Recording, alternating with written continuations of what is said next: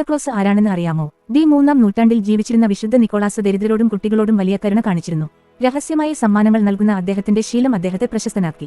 അദ്ദേഹത്തിന്റെ മരണദിവസമായ ഡിസംബർ 6 പല രാജ്യങ്ങളിലും ഒരു ആഘോഷ ദിവസമാണ്. 17-ാം നൂറ്റാണ്ടിൽ യൂറോപ്പിൽ നിന്ന് അമേരിക്കയിലേക്ക് കുടിയേറിയ ഡച്ചുകാർ വിശുദ്ധ നിക്കോളാസിനെ സിംഗർക്ലാസ് എന്ന് വിളിച്ചിരുന്നു. ഈ പേരാണ് പിന്നീട് സാന്താക്ലോസ് എന്നായി മാറിയത്. 1823-ൽ a visitor from saint Nicholas എന്ന കവിത സാന്താക്ലോസിനെ എൽഫുകൾ വലിക്കുന്ന ഒരു ചെറിയ വണ്ടിയിൽ വരുന്നയാളായി ചിത്രീകരിച്ചു. 19-ാം നൂറ്റാണ്ടിൽ തോമസ് നാസ്റ്റ് എന്ന കാർട്ടൂണിസ്റ്റ് സാന്താക്ലോസിന് ഇന്നത്തെ രൂപം നൽകി. വലിയ വയറുള്ള, സന്തോഷവാനായ, ചുവന്ന വസ്ത്രം ധരിച്ച ഒരാൾ. 1930-കളിൽ കൊക്കകോള കമ്പനിയുടെ പരസ്യങ്ങൾക്ക് വേണ്ടി ഹാഡൻ സൺബ്ലോം എന്ന ചിത്രകാരൻ വരച്ച ചിത്രങ്ങൾ സാന്താക്ലോസിന്റെ ആധുനിക രൂപം ലോകമെമ്പാടും പ്രശസ്തമാക്കി. സാന്താക്ലോസിന് 9 മാൻപേറുകളുണ്ടെന്നും അയാൾ വടക്കൻ ധ്രുവത്തിലാണ് താമസിക്കുന്നതെന്നും പിന്നീട് കഥകളിൽ കൂട്ടിച്ചേർക്കപ്പെട്ടു. ഇങ്ങനെ വിശുദ്ധനായ ഒരു ബിഷപ്പിൽ നിന്ന് തുടങ്ങി നാടോടി കഥകളിലൂടെയും കവിതകളിലൂടെയും വാണിജ്യപരമായ പരസ്യങ്ങളിലൂടെയും സാന്താക്ലോസ് ഇന്നത്തെ ആഗോള പ്രതീകമായി മാറി.